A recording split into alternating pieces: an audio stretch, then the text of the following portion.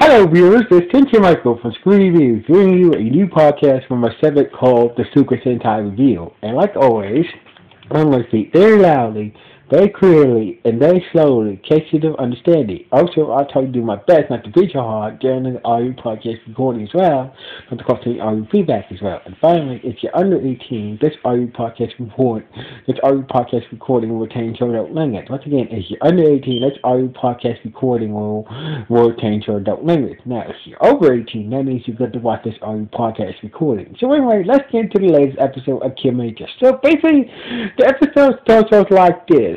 So basically, we see Joe asleep at Care headquarters on the couch, having another dream about Princess Marvel Center's father, King Owain. So basically, King Owain.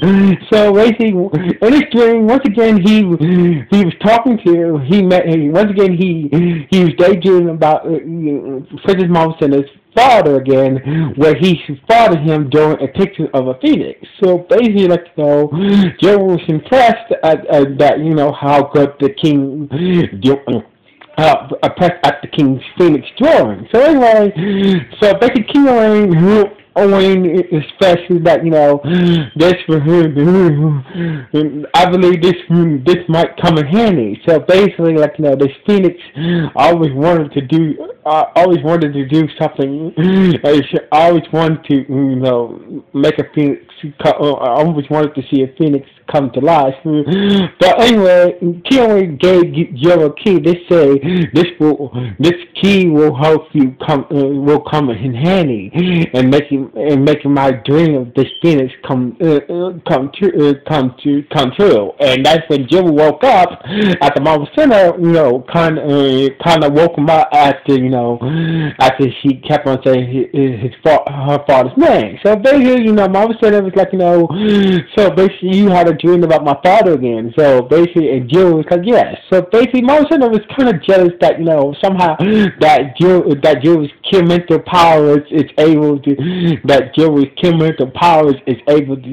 able to him to communicate to her father in his dreams, except for her. But anyway, so basically, Joe realized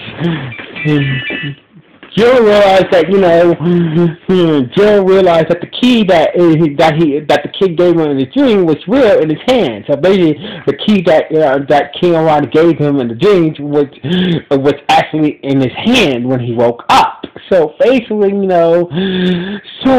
he's wondering that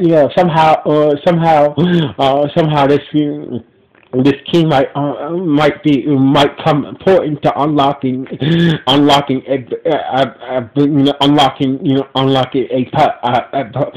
might be important to this key might come in might be very important for them. So anyway, meanwhile, so basically that's what the long. So basically, Sugaru was practicing his movie lines. He was crying. So basically, Marvel Center thought he was crying over something that made him sad, but turns out that Shigeru, aka Kiramager, was just practicing his movie line. So basically, he was practicing crying on demand. So basically, doing so, Marvel Center thought he was just really sad, and it made her cry. But Shigeru was like, "Oh, I'm sorry, Marvel Center. I didn't meant to make you cry. I was just practicing crying on demand." So basically, for his latest movie or something. For his latest movie, and that's when the wrong went off at the headquarters, and it turns out something is attacking the city, but on the viewing screen it doesn't. Whatever's attacking the city must be invisible somehow. So anyway, they showed up in the Kiramager Megazord. Takamichi's not with them. Takamichi, aka Silver, was not with them. So basically, they showed up with the Kiramager Megazord, and they looked for whatever was attacking the city, whatever this invisible weapon or monster was attacking the city. But this this a monster and bust them and bust this wherever I believe it's a monster attacked them and did something to the Kiramager Megazords and the five named Kiramager Stone. So basically the monster managed to what is it, visibility cloak managed to hit the Kiramager Megazord with some type of energy beam that destroyed the five named Kiramager Stones, and therefore the Kiramager Megazord did something to the five named Kiramager Stones. So therefore they couldn't. So basically, when they got back to headquarters, the Kiramager Stones couldn't form the Kiramager Megazord or transform into their Zord forms anymore. So basically, like what the mom said, this is the same thing that happened. This is the wherever that monster is. It's the same thing it's the same monster that invaded my homeworld. It's this monster.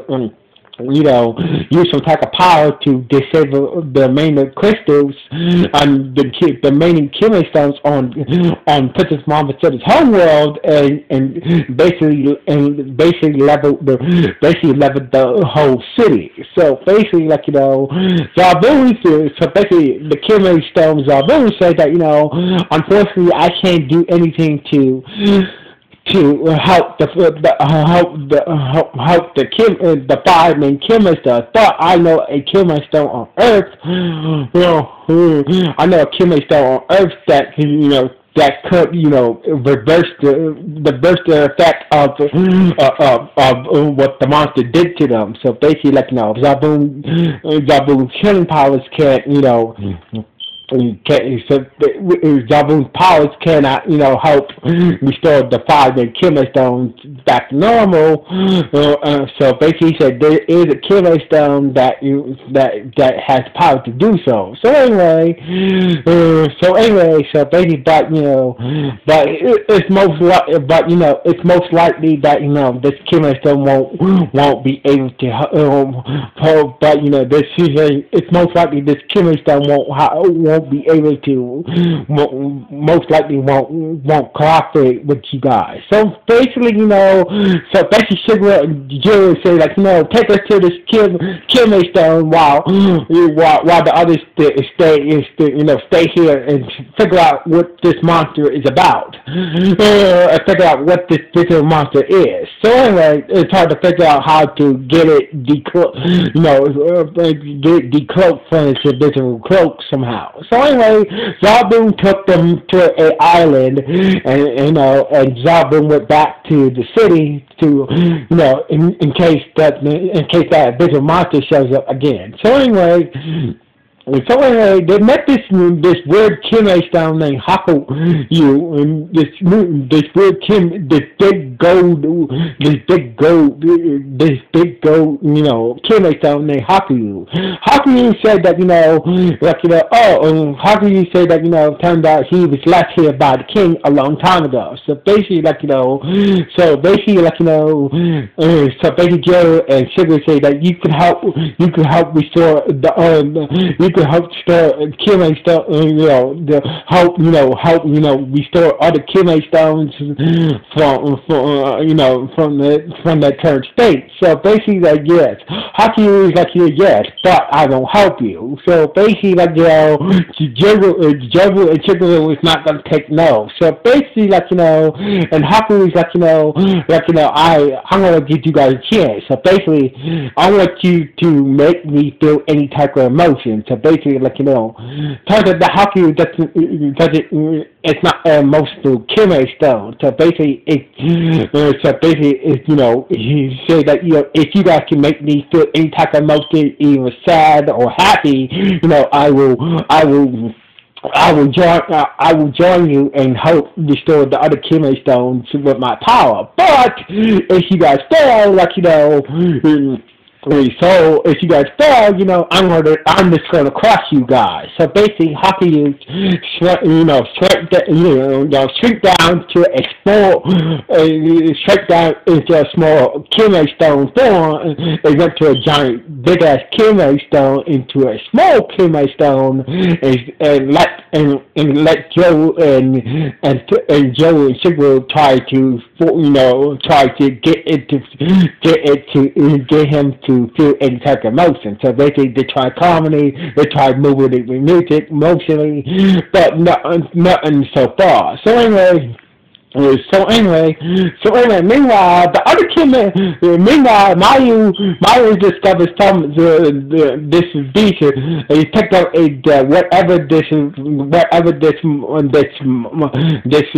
mock beast is. Well, it's not a mock beast, but it's some type of monster. Whatever this monster is, this original monster is being controlled somehow by an electronic device. So basically, turns out that Yodama was using a pad to control this invisible monster. So basically, I can track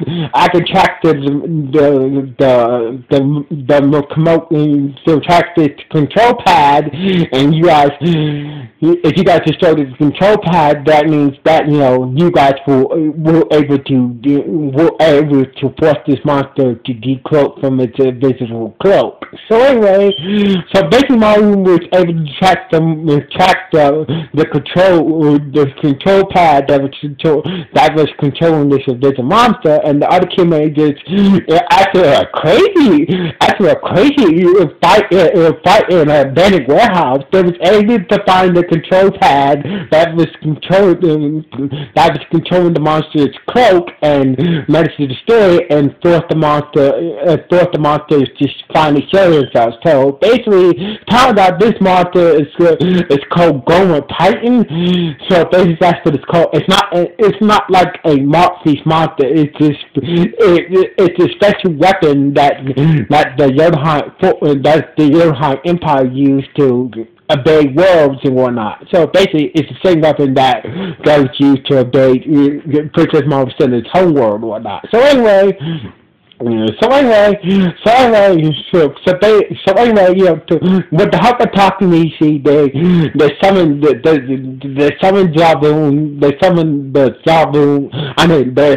King Express Zabu Megazord, and Takamichi transformed into the Drizzen Megazord and started to battle Golden Titan. But Golden Titan was too powerful for the King Express Zabu Megazord, and too powerful for the Drizzen Megazord. So basically, the two Megazords were getting their ass kicked. So anyway, back on the island, so basically, Hakubu, the Kiramager Stone, was getting impatient of Shigeru and Jiro, and he's about to go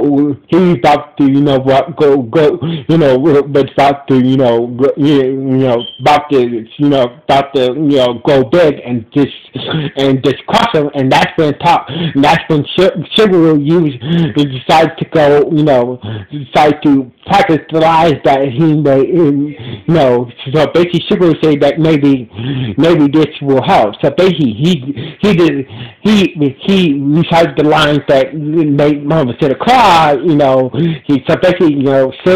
was reading from his latest movie about the sad thing and whatnot, and he making himself cry on demand, and that's when Hakubu felt a emotion of sadness. It's like, after that, Haku said that, I'm the Kiramager Stone in my world, I will help you and the other Kiramager Stones out. So basically, Haku uses power to take Joe and Shigeru back to the city, and just in time to save the others from being destroyed by this new monster that was attacking the city. So anyway, Haku, so basically, Shigeru and Joe was inside Haku's caught it and came just in time to say the other Kiramager, the other Kiramager from being destroyed by Gold Titan. So basically, that's when Haku transformed into this giant plane form and started to kick and start to do some serious damage to the Gold Titan. So basically, the episode ended with the kill with Sugar and Jiro show up with the new Kime Stone Zord and Haku and his plane form transformed into his plane form, saving the Jizz and Megazord and the King Express of the Megazord and during the fight to try to stop this new monster, Gold Titan from destroying the city, and this is how the episode ended. So basically, the new Kime Stone. So basically, this was a good episode. So basically, this was a good episode. So in my opinion. So anyway, this is like always. This is Michael from Screw Review. Sign off. What you guys think about this? Good, bad, or just okay? Now I'm signing off. 1.